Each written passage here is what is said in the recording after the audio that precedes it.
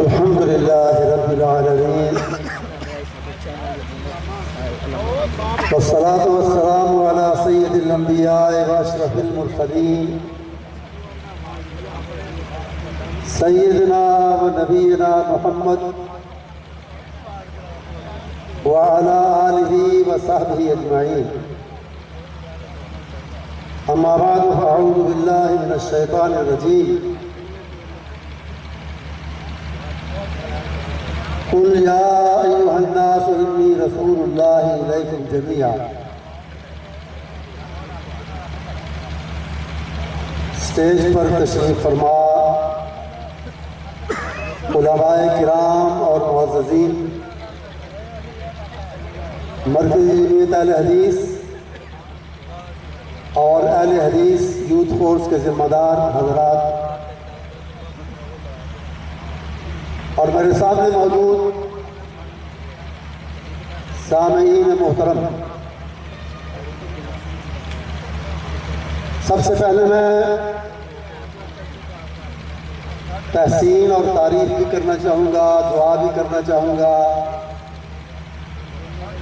मुबारकबाद भी पेश करना चाहूँगा अहले हदीस यूथ फोर्स पंजाब को और इसी तरह गुजरांवाले की हमारी इस अजीम तंजीम के नौजवानों को कि उन्होंने दो इंतहाई अहम मौज़ूआत पर आज के इस अजीम शान जलसे का कॉन्फ्रेंस का एहतमाम किया।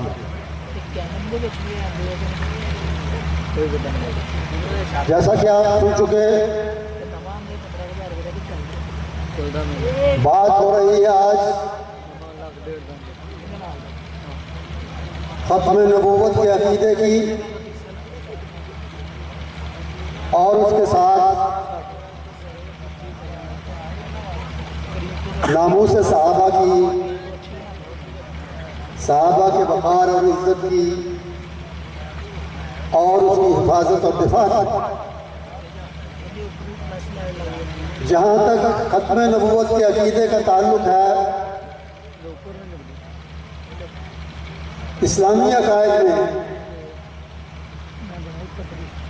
ये बुनियादी अहमियत का हामिल अक़ीदा है। कोई शख्स नबी अकरम सल्लल्लाहु अलैहि वसल्लम को नबी और रसूल माने, अल्लाह को, उसकी तौहीद को, क़यामत को, सबको तस्लीम करे, लेकिन ये कहे कि मैं ये बात नहीं मानता कि नबूवत का सिलसिला आप पर ख़त्म हो गया, वो बाकी तमाम इस्लामी अक़ायद को मान लेने के बावजूद मोमिन नहीं होगा, काफिर होगा।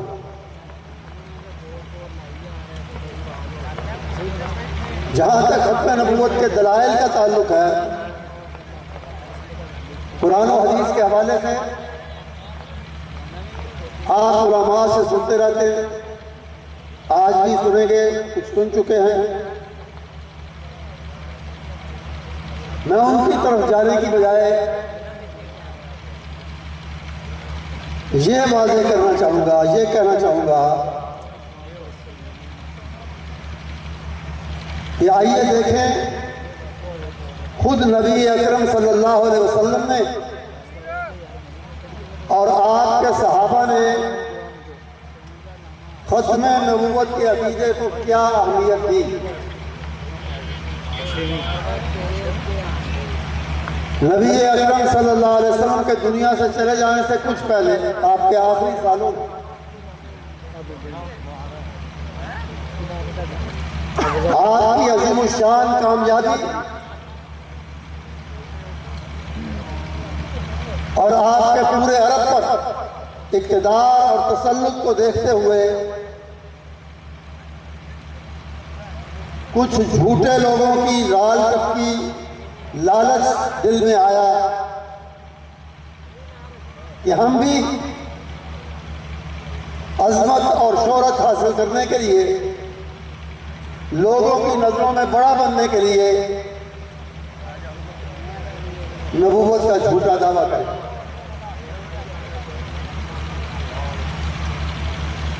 उनमें से एक अस्मद अंसी कहलाता है तारीख में। नाम इसका कुछ और था, अब हला इसका नाम था, लेकिन रंग काला होने की वजह से इसे अस्मद कहते थे, कालू, काला।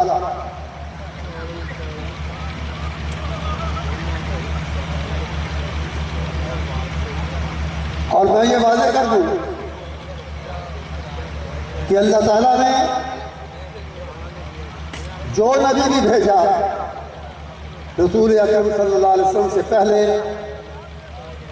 उसको हुस्ने सूरत और हुस्ने सीरत दोनों से नवाजा।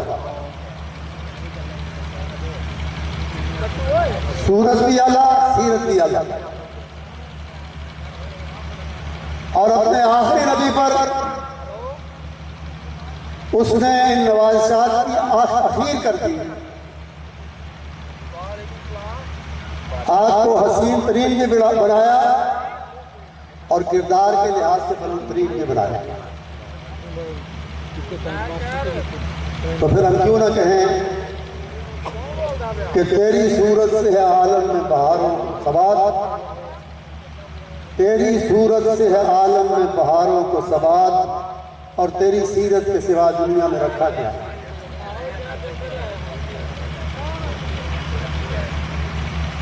सीरत वो कि जिसकी कसम रब्बे कुदूस ने खाई, लाअम्रो का इन्नहुम लफी सकरतिहिम यामहून। और सीरत वो जिसको एक चैलेंज के तौर पे मुनकरीन और काफरीन के सामने पेश किया, फ़क़द लबिस्तु फ़ीकुम उमरन मिन क़ब्लिही अफ़ला ताक़िलून। मेरा इनकार करने वालों, मेरी नबूवत को तस्लीम न करने वालों, मैं तुम्हारे दरमियान रहा, मेरा बचपन में तुमने देखा, मेरी जवानी भी एक खुली किताब की तरह तुम्हारे सामने है, मेरी ढलती हुई उम्र का मुशाहदा भी कर रहे हो। रखो इतराज की उम्मीद कहाँ रखते हो, करो इतराज। इतराज कैसे करते? वो तो अपने मुंह से कहा करते थे कि ये सादिक हैं, अमीन हैं, सच्चे हैं, अमानतदार हैं। हुस्ने सूरत से भी तो कोई नबी ऐसा नहीं आया जो बदसूरत हो। इसका नाम ही अस्मद था, काला, कालू।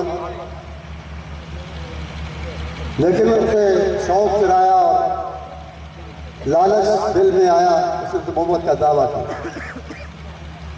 और यमन में आहिस्ता आहिस्ता इसने बहुत कुव्वत पकड़ ली, हत्ता के यमन के दारुल हुकूमत सनआ पर काबिज हो गया और वहाँ रसूल अकरम सल्लल्लाहु अलैहि वसल्लम के मुकर्रर करदा जो हाकिम थे उनको निकाल दिया। आपने यमन के पास कबायली सरदारों और जिम्मेदारों को मकतूब गिरानी भेजा, खत लिखा कि इस फितने का इस्तीसाल करो। वो अस्मद और उसके साथियों से खुली जंग करना चाहते थे। मैं ये भी जिक्र कर दूं कि इसका दूसरा नाम तारीख में है जुल्हिमार, और जुल्हिमार का मतलब है गधे वाला। इसने गधा पाला हुआ था जिसे जादू या किसी और तरीके से सिखा के ट्रेन करके इसने पढ़ाया था, सिखाया था कि उसके हुक्म पर चलता था। खड़े हो जाओ, खड़ा हो गया, बैठ जाओ, बैठ गया, सजदा करो, सजदा किया। इसे ऐसी चीज़ों को देख कर भी लोग बड़े मुतासिर होते थे। बहरहाल आपने कहा कि खुलेआम मुकाबला होगा इसके और इसके बहुत से साथियों से। हजारों लोग उसके हल्के में शामिल हो चुके थे। तो बेजा अंग्रेजी होगी, इसको टारगेट करो और इसको सफाई हस्ती से मिटा दो। आपके इस हुक्म से मालूम होता है कि खत्म नबूवत की खुद आपके नजदीक क्या अहमियत थी इस अकीदे की, और दूसरी बात कि खत्म नबूवत के मुनकिर की सजा मौत है, कत्ल है। ऐसा ही हुआ, उसे टारगेट करके उसके महल में कत्ल किया गया, और उसके कत्ल के साथ ही आपकी दूरबीनी, आपकी जो फहम और फरासत अल्लाह ने दी थी, उसके मुताबिक फितना खुद ब खुद खत्म हो गया। उसके कत्ल के बाद ज्यादा अंग्रेजी की तरफ नहीं जाना पड़ा। दूसरा बड़ा झूठा मुद्दई नबूवत मुसैलमा बिन हबीब था, जिसके नाम का हिस्सा बन गया है, जुज बन गया है मुसैलमा कज़्ज़ाब। एक तारीखी रिवायत के मुताबिक इसने अपना सफीर भेजा, दूसरी तारीखी रिवायत ये कहती है कि एक मरतबा खुद भी आपकी खिदमत में आया। बहरहाल बिल वास्ता या बिला वास्ता तरीके से उसने ये मुतालबा किया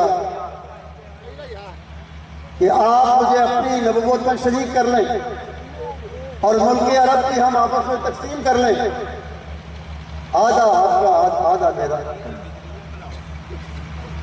तो ये अगर खुद आया हो तो इसको या इसके पैगाम लाने वाले को आपने कहा इत्तफाकन आपके पास उस वक्त खजूर की एक पुष्प बेकार सी टहनी पड़ी हुई थी, तो आपने फरमाया तुम नबूवत में शिरकत चाहते हो, मुल्क अरब के आगे हिस्से का क्लेम करते हो, मैं तो ये सूखी हुई टहनी बेकार सी जो मेरे पास पड़ी है, मैं तो ये भी तुम्हें देने के लिए तैयार हूं। यानी मामूली शिरकत भी मुझे गवारा नहीं है। किसमें? तारे नबूवत में, मनसब नबूवत में मामूली शिरकत भी गवारा नहीं है। दूसरे मौके पर इसने खत लिखा और उस दौर के उस जमाने के रिवाज के मुताबिक शुरू में लिखते थे ये खत फलां की तरफ से फलां की तरफ। तो उसने लिखा कि मुसैलमा रसूलुल्लाह इला मोहम्मद रसूलुल्लाह सल्लल्लाहु अलैहि वसल्लम, कि ये खत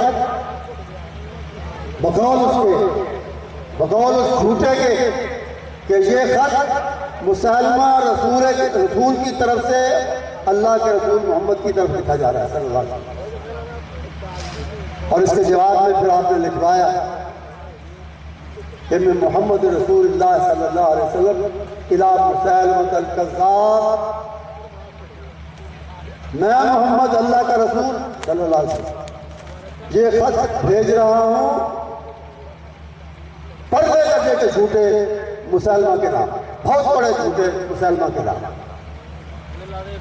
और आपकी जुबान और आपके कलम से आपके कातिल की कलम से निकला हुआ ये लफ्ज़ उसके नाम का हिस्सा बन गया। लोगों को अपनी तरफ मायल करने के लिए बहुत से लोगों ने पहले जो साथ दिया वो ज़ाहिरी अमाल में अच्छे लोग थे। तारीख में लिखा है यसूमून अन्नहार व यक़ूमून अल-लैल, रातों को क़याम करने वाले थे बहुत से लोग, उसके फॉलोअर्स, और दिन को रोजा रखने वाले थे। इससे ये भी पता चला, कहते हैं जी मिर्ज़ाई बड़े अच्छे अखलाक उनके होते हैं, बड़े इबादत गुजार होते हैं, लेकिन इससे पता चला कि खत्म नबूवत का मुनकिर बज़ाहिर जितना मर्जी नेक नजर आए, हमारे सालिया शरीयत के बताए हुए करने वाला हो, उसके अमाल का कोई वजन नहीं, कोई कीमत नहीं, कोई सवाब नहीं अल्लाह की नज़र। तो उसने बाद में लोगों की कसीर तादाद को साथ लेने के लिए, मिलाने के लिए और अपनी झूठी नबूवत मनवाने के लिए अपने दीन में आसानियां पैदा की, यहां तक कि शराब नोशी को, बदकारी को हलाल कर दिया अपने मानने वालों के लिए, नमाजों को कम कर दिया। वो बात आगे आएगी एक और हवाले से। सुन्नतें वगैरह नफल मुआफ है, सिर्फ फर्ज अदा करो और 3 वक्त के मुख्तर। इस तरह की आसानियां पैदा की ताकि ज्यादा से ज्यादा लोग उसका साथ दें और उसकी नबूवत को तस्लीम करें। साथ ही इसके अलावा उसने मोजज़ात दिखाने की नाकाम कोशिश की थी। एक शख्स आया, मेरा बाग सूख रहा है, पैदावार बहुत कम हो गई है, बरकत की दुआ करें। झूठे नबी ने दुआ की, बाग बिल्कुल ही सूख गया, जो रहा साथ है वो भी खत्म हो गया। एक और आया, हमारे कुएं का पानी नीचे चला गया, पानी कम निकलता है। उसने कहीं सुन रखा होगा कि रसूल अकरम सल्लल्लाहु अलैहि वसल्लम ने लुआब मुबारक डाला कुएं में, कुएं का पानी उबल कर ऊपर आ गया। तो इसने भी लुआब डाला, वो पहले जो थोड़ा बहुत पानी था वो और नीचे चला गया, खत्म हो गया। 2 बच्चे लाए, इन पर भी शफकत का बरकत का हाथ फेरे। शफकत बरकत का हाथ ऐसा फेरा कि उसके बाद पूरी जिंदगी उनके सर पर बहाल ही नहीं आई। इस तरह की और बहुत चीजें तारीख में लिखी, लेकिन इन सारी चीजों को देखकर इंसानी फितरत अजीब है। आज भी हम हैरान होते हैं कि आम लोग तो आम लोग हैं, लेकिन बाज पढ़े लिखे दानिश्वर, बज़ाहिर अक्ल दानिश और तालीम वाले लोग वो कैसे फिजाई हो गए। हस्बे नबूवत के इतने दलाइल के होते हुए ज़फ़रुल्लाह जो पाकिस्तान का पहला वज़ीर ख़ारजा बना, दुनियावी तौर पर काबिल आदमी, डॉक्टर अब्दुल सलाम जिसे नोबेल प्राइज भी मिला, वो भी मिर्ज़ाई। हैरत होती है, लेकिन इंसानी फितरत इसी तरह है। जब इंसान ठोकर खाने लगता है तो कोई तमीज़ नहीं रहती कि अक्लमंद कौन है और नादान कौन है, पढ़ा लिखा कौन है और गैर तालीम याफ्ता कौन है। तो उस ज़माने में भी ऐसा हुआ कि लोगों ने अपनी आंखों से देखा कि उसके तमाम नाम निहाद मौजूदात उलट पड़ते हैं, उनका नतीजा उल्टा होता है, बरकत की बजाय बेबरकती होती है। लेकिन देखने के बावजूद जिन्होंने साथ नहीं छोड़ना था नहीं छोड़ा। असवद अंसी की मैं बात कर रहा था, उसका कत्ल नबी अकरम सल्लल्लाहु अलैहि वसल्लम के आखिरी दिनों में हुआ था। जिब्रील ने आपको अल्लाह की तरफ से खबर दे दी, लेकिन बाकायदा खबर खत की शक्ल में या कासिद जो लेकर आया वो आपके दुनिया से जाने के बाद हज़रत अबू बकर के दौर के इब्तदाई दिनों में यह खबर लेकर आया। तो इसी तरह मुसलमान के साथ उसकी सरकोबी के अहकाम आपने अपनी जिंदगी में जारी फरमाए, लेकिन अमल दरामद का मौका आपके जाने के बाद, आपके दुनिया से चले जाने के बाद आया। हज़रत अबू बकर सिद्दीक़ रज़ी अल्लाह ताला अन्हु, जिन्हें मैं दुनिया का और इस्लाम में सबसे पहला अहले हदीस भी कहता हूँ और सबसे पहला खत्मे नबुव्वत का दिफा करने वाला भी मानता हूँ, सिद्दीक़ अकबर रज़ी अल्लाह ताला अन्हु ने मुहिम्मात, एक से ज्यादा मुहिम भेजी मुसलमान की सरकोबी के लिए, और आखिरी मुहिम जो थी वो खालिद बिन वलीद सैफुल्लाह रज़ी अल्लाह ताला अन्हु की सरबराही में थी। मैं थोड़ा सा बताना चाहता हूँ कि मुसलमा और उसके हामियों के साथ इस जंग में सहाबा ने कितनी बड़ी बड़ी कुर्बानियाँ पेश की, और यही मेरा मकसद है गुफ्तगू का।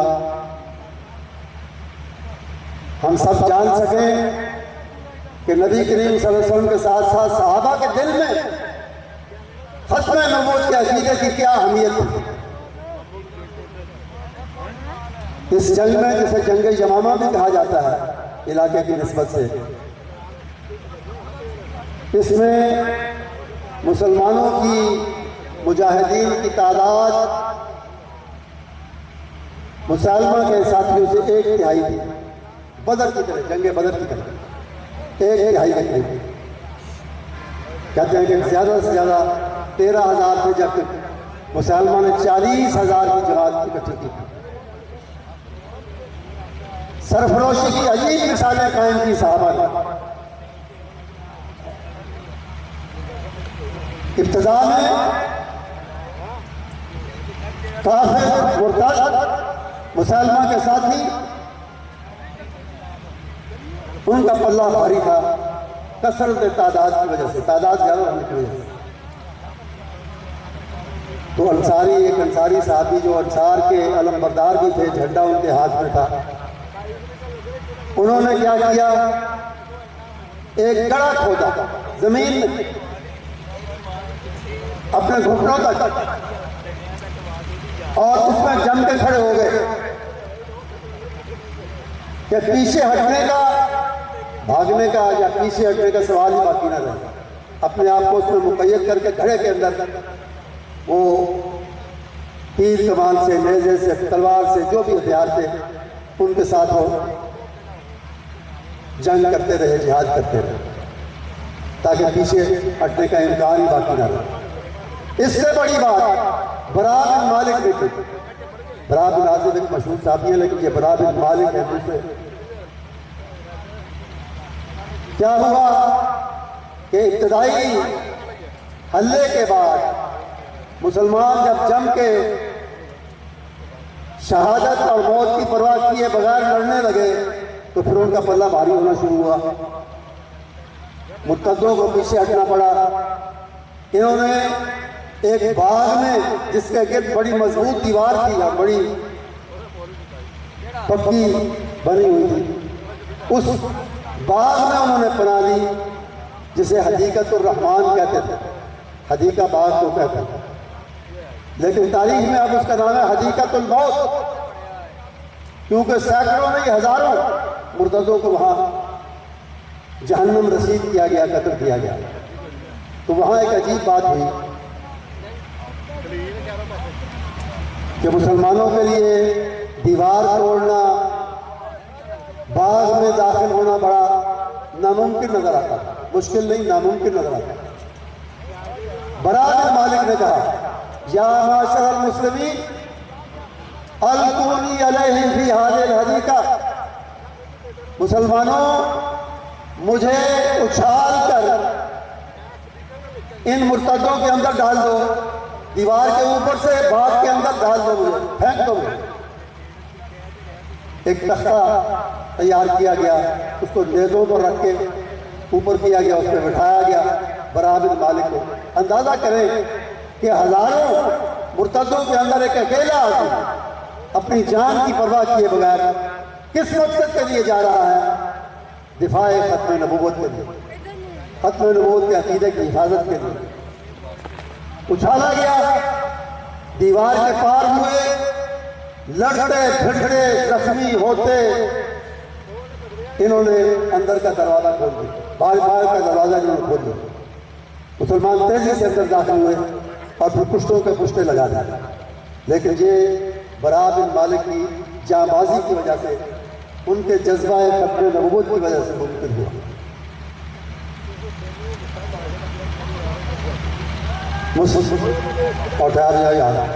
मुसलमान कज़ा ये भी कत्ल हुआ, और इसको कत्ल करने की सआदत किसे मिली?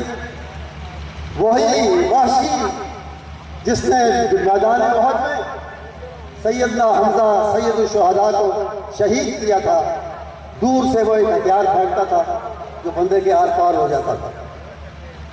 उसी हरबे को, उसी हथियार को इस्तेमाल करते हुए वाशी ने माफी तो उसे मिल चुकी थी। रसूल अकरम सल्लल्लाहु अलैहि वसल्लम की खिदमत में हाजिर हुआ था फतेह मक्का के बाद। मुंह छुपा के आपकी मजलिस में आके बैठा और कहा कि अगर कोई बहुत बड़ा मुजरिम, बहुत बड़ा उसने गुनाह सरजद किया और वो मुसलमान हो जाए, उसके लिए क्या हुक्म है आपके दीन में? आपके गुनाह से माफ़ी मिल जाएगी। तो उसने कहा साहब वो आपके चचा का कातिल हो, फिर भी माफ़ी मिल जाएगी। आपने थोड़ा वाशी हो, उसने कपड़ा हटाया, कहा जी मैं वाशी। आपने फरमाया ठीक है, जो मैं कह चुका तुम्हें भी अमान है, तुम्हें भी माफ़ी है, लेकिन एक मेहरबानी करना, मेरी मजलिस में आके मेरे सामने ना बैठना, मुझे अपना चचा याद आया। तो इस वाशी ने कत्ल किया, हरबा मारा और जमीन पर गिरा और एक अंसारी साहबी ने उसका सर तन से जुदा कर दिया। बाद में खालिद बिन वलीद खबर को मिल गई रज़ी अल्लाह कि वो कत्ल हो गया बाकी लोगों के साथ। वो मजीद तसल्ली करना चाहते थे, उसकी लाश देखना चाहते थे। उन्होंने उसके साथी को या साबिक साथी को साथ लिया और कहा कि मुझे निशानदेही करो लाशों में, तो उसकी लाश कहा। वो जो सूरत की बात कर रहा था कि अल्लाह नबी को सूरत भी अच्छी देता है, उसकी शक्ल सूरत दे के खालिद के मुंह से बेख्तियार निकला तब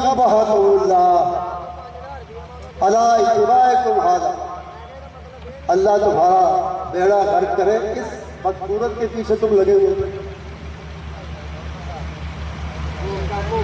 ये उसका खात्मा था। इसी असरा में उसकी मौत, उसके कत्ल से पहले एक औरत को भी शौक आया कि जिस नबी के बारे में सुनते हैं वो मर्द होता है, तो औरतों में क्या करनी है, मुझे भी नबिया बनना चाहिए। सजा इसका नाम था। उसने भी नबूवत का दावा किया और फिर कहते हैं कि वो खतीबा भी थी, तकरीर गुफ्तगू अच्छी करती थी, शक्ल की भी अच्छी थी। कुछ कबायली सरदार उसके साथ शादी भी करना चाहते थे, कुछ इस लालच में भी उसके साथ आ गए। बहरहाल उसके साथ एक अच्छी खासी जमात इकट्ठी हो गई। जब मुसलमान ने सुना कि हजरत खालिद और उनका लश्कर आ रहा है, उसने कुछ कमजोरी महसूस की अपनी। हजरत खालिद की शोहरत को जानता था, तो उसने प्लान बनाया कि मैं झूठा नबी, झूठी नबी आपस में मिल जाते हैं, फोर्स ज्यादा इकट्ठी हो जाएगी, बड़ी हो जाएगी। तो उसने उसे बुलाया और आगे बढ़कर उसका इस्तेमाल किया, कीमती तहाइफ उसकी नजर किए और फिर एक खेमे में वो इकट्ठे हुए और 3 दिन तक इकट्ठे रहे। बाहर से करके सजा ने कहा कि हमारी शादी हो गई और हमारी नबूवतें इकट्ठी हो गई, झूठी नबूवत। तो वो सरदार जो शादी के लालच में साथ थे वो तो अलग हो गए उसी वक्त। बाकी लोगों ने जो उसके कबीले के थे उन्होंने पूछा कि शादी हुई है, महर क्या मुकर्रर हुआ? उसने कहा वो तो मुझे पता नहीं, मैं पूछती हूँ मुसलमान से कि महर क्या देगा। तो उसने पूछा, उसने कहा कि लोगों को बुलाओ जो एतराज़ करते हैं कि महर मुकर्रर नहीं हो। वो आए सरदार, बात हुई। उसने कहा महर जो है वो नमाज की बात कर रहा था। उसने कहा कि हमारी शादी की खुशी में और महर के तौर पर फजर और इशा की नमाजें माफ हो गई। ये ज़रा मुश्किल नमाजें हैं, इसलिए ये दोनों माफ हो गए। बहरहाल सजा शर्मिंदा भी बहुत हुई। 3 दिन उसके साथ रहने पर और शादी के दावे पर उसके सरदारों ने, उसके साथियों ने शर्मिंदा किया। और वो उसे छोड़कर चली गई इसी शर्मिंदगी में। वो देर तक जिंदा रही बाद में। सैयदना मुआविया रजी अल्लाह ताला अन्हु, उनके दौर में बसरा और गिरदो नवाह में कैद की शक्ल पैदा हुई, कैद की सूरत हाल।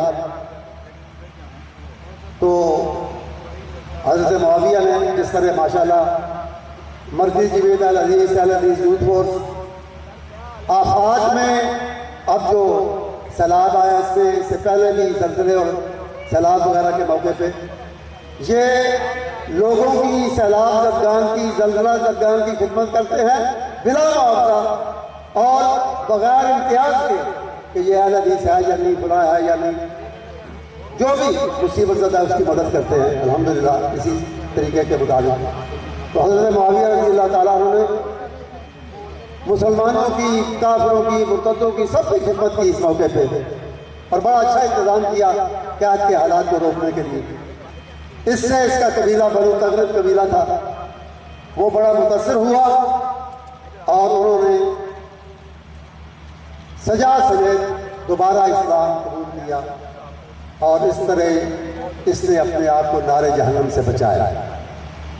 कत्ल से भी बची, जहन्नम से भी बची। आखिरी जिक्र मैं करूँगा एक और बूटे का जिसने उस दौर में सर उठाया और उसका नाम था तुलहा असदी। इसके खिलाफ भी मुहिम खलीफा राशिद ने भेजी और उसको शिकस्त से दो चार किया गया।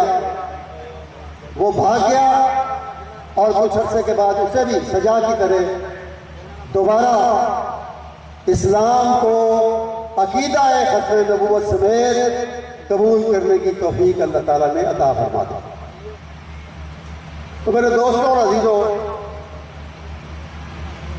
ये कुछ तज़किरा था इब्तदाई दौर के उन झूठे मुद्दईयान नबूवत का जिनके कत्ल का हुक्म खुद नबी अकरम सल्लल्लाहु अलैहि वसल्लम ने जारी फरमाया और जिनके साथ सहाबा ने बड़ी कुर्बानियां देकर, बड़ी सरफरोशी के साथ, बड़ी जाँफशानी के साथ लड़ाई की और उनको शिकस्त से दो चार करके इन फितनों को ख़त्म किया। सहाबा के बारे में मैं आखिरी बात ये कहना चाहूँगा कि मुसलमा के साथ जंग में इतने सहाबी और इतने उलमा, कारी कुरान के कुर्रा शहीद हुए कि उसकी मिसाल हमारी पहली तारीख में नहीं मिली। मौरखीन ने अंदाज़ा लगाया है कि जितने जिहाद नबी अकरम सल्लल्लाहु अलैहि वसल्लम ने अपनी ज़िंदगी में किए उनमें मुसलमान शुहदा की, शहीद सहाबियों की तादाद 300 से कम थी, 350 के करीब, 269 या इसके करीब थी, 270 के करीब। लेकिन अकेली इस जंग में कम अज कम 1200 यानी 4 गुना, पहली सारी जंगों को मिलाकर 300 से कम अकेली जंग यमामा जो मुसलमान के खिलाफ लड़ी गई उसमें 1200 से ज़्यादा बड़े अजल सहाबी, जैसे मैंने कहा कुरान के कारी आलिम उनमें शामिल थे, वो शहीद हुए। तो ये वो कुर्बानियाँ हैं जिन्हें अव्वल दौर से, सहाबा के दौर से खत्म नबूवत के लिए दिया गया। और आखिर में मैं ये कहना चाहता हूँ कि खत्म नबूवत का अकीदा सब मुसलमानों की मीरास है, लेकिन इस पर ज़्यादा हक अगर किसी का है तो सिर्फ अहले हदीस का है। इसलिए कि हम रसूल अकरम सल्लल्लाहु अलैहि वसल्लम की ज़ात पर खत्म रिसालत को भी मानने वाले और आपकी बात को भी आखिरी मानने वाले। एक मरतबा हज़रत अल्लामा इहसान अली शहीद रहमतुल्लाह अलैह ने एक मुश्तरका जलसा जिसमें देवबंदी बरेलवी वगैरह भी थे, उसमें कहा था कि आप लोग खत्म नबूवत के दिफा में इस जलसे के अंदर आए, बड़ी अच्छी बात, लेकिन ये तो सोचें कि आप नबी अकरम सल्लल्लाहु अलैहि वसल्लम की ज़ात बाला सिफात पर रिसालत के खत्म होने को तो मानते हैं, लेकिन आपकी बात को आखिरी क्यों नहीं मानते और पर इमामों की बात को क्यों फौकियत देते? कोई इस सवाल का जवाब नहीं दे सकते। तो इस अकीदे पर सबसे ज्यादा हक अहले हदीस का है, इसीलिए मरकज़ी जमीयत अहले हदीस और अहले हदीस यूथ फोर्स मैदान में हैं इस अकीदे के दिफा और हिफाजत के लिए। ये जलसा, ये कॉन्फ्रेंस, ये कोशिशें सारी इसी सिलसिले में हो रही हैं। और मैं ऐलान करना चाहता हूँ कि इंशाअल्लाह जब तक हम मौजूद हैं, मरकज़ी जमीयत अहले हदीस है और अहले हदीस है, जब तक इंशाअल्लाह अपना तन मन धन उठाकर अकीदा खत्म नबूवत की हर कीमत पर हिफाजत करेंगे। और इसी में अगर हमें शहादत नसीब हो तो उसे अपनी सरफराजी और अपनी इज्जत और अपनी सादत समझेंगे। व आखिर दावाना अल्हम्दुलिल्लाह।